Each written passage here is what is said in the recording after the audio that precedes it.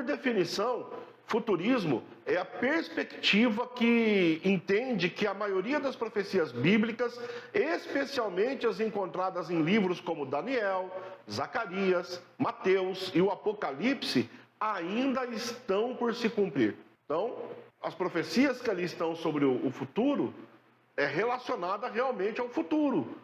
Não é apenas um entendimento, é uma crença.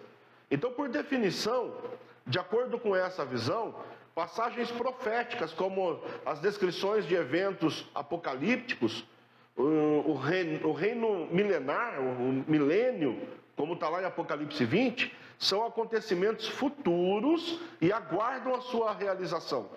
Os futuristas veem o livro do Apocalipse, principalmente do capítulo 4 em diante, como uma descrição dos eventos finais e acreditam que isso acontecerá em um período específico chamado Grande Tribulação, seguido pelo retorno físico de Cristo. Então, quando nós olhamos sobre o futuro, sobre o futurismo, na ótica futurística da escatologia, as profecias são percepções para o futuro. É ainda algo para acontecer, ainda algo por vir, né? Precisamos compreender isso. Então, quando você ouvir falar futurismo, você já sabe. É a visão escatológica que acredita que as profecias ainda vão se cumprir. Quais são as bases bíblicas para o futurismo? Primeiro, vamos compreender algumas poucas, claro, é um universo gigantesco. Nós estamos introduzindo a visão, vamos falar sobre as profecias chaves. Abominação da desolação, que está lá em Daniel 9, 27, que também é mencionada por Jesus em Mateus 24:15. Essas duas são consideradas referências diretas a eventos que ocorrerão no futuro. Então, os futuristas tendem a interpretar as profecias de forma mais literal, esperando que os eventos descritos ocorram exatamente como estão escritos. E há uma ênfase significativa nos eventos do fim dos tempos, incluindo a grande tribulação, o retorno de Cristo e o estabelecimento do reino milenar.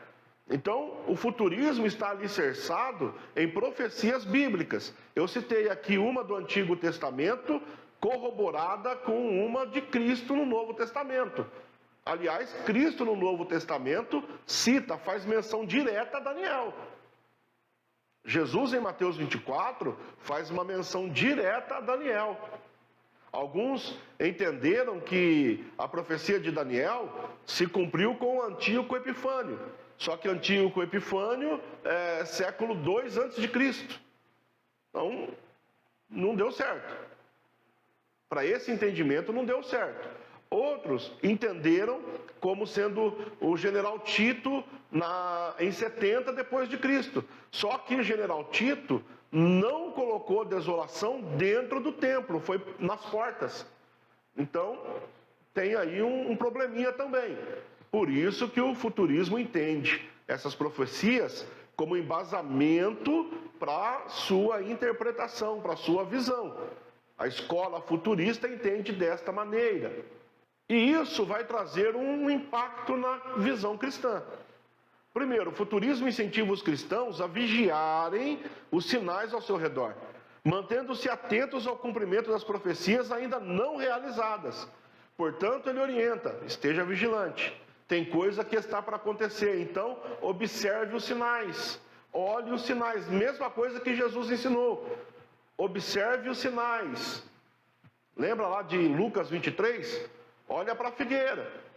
Quando os seus ramos estão tenros, vocês sabem que está próximo o verão. Então, observe os sinais. Também há uma expectativa constante pelo retorno de Cristo e pelos eventos que o precederão, como descrito nas Escrituras.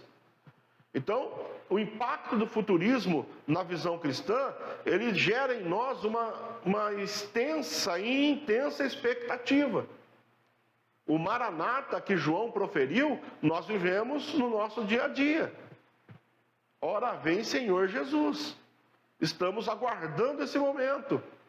E alguns futuristas acreditam que o anticristo ainda surgirá como um governante mundial que liderará uma rebelião final contra Deus antes do retorno de Cristo.